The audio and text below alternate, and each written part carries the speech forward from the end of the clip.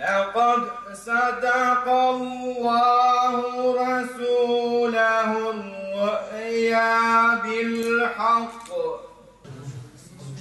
شخصيتا دنيا حتى الدنيا خراب به أهميتا مكة، أهميتا بيت الله، أهميتا كعبة، أهميتا حرمه قالك مصنع دوی قونیه ده حدیث، دوی قونیه ده آیت، دوی قونیه ده قالك ifade muhim hana. Mesela şart-ı İslami hac Mekke'de ada kirin. Mesela qiblegaha Müslümana Kabe'ye roje pên cara Müslüman ji her derê dünyayê berê xwe didin Kabe. Mesela Xwedê Teala dibêje estaizu billah cealallahu l-Ka'betel beytel harame qiyamen lin-nas.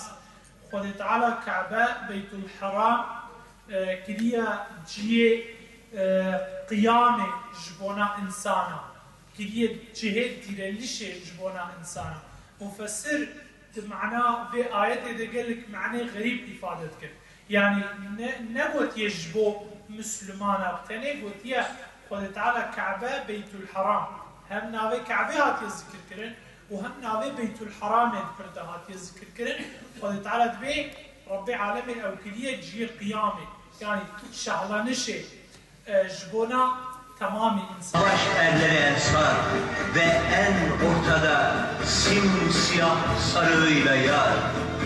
O an peygamberler ayakta, melekler ayakta, şehitler ayakta. Ey Mekke, kalkabilirsen sen de kalk. Çünkü gönüllere safa geliyor.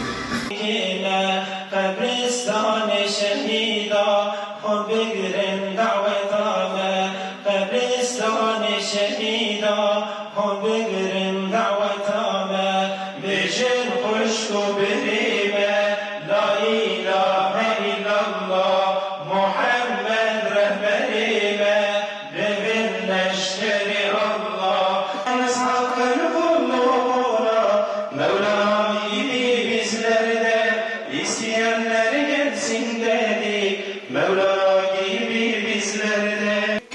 نصيبه حضرتي محمد صلى الله عليه وسلم تفتحا قلبي ما بإيمانه فتحا مملكته ما بإسلامه حربا فتحا عالما إسلامي بحاكميته إسلامي وقرآني بكي نصيبه مشي يا أرحم الراحمين.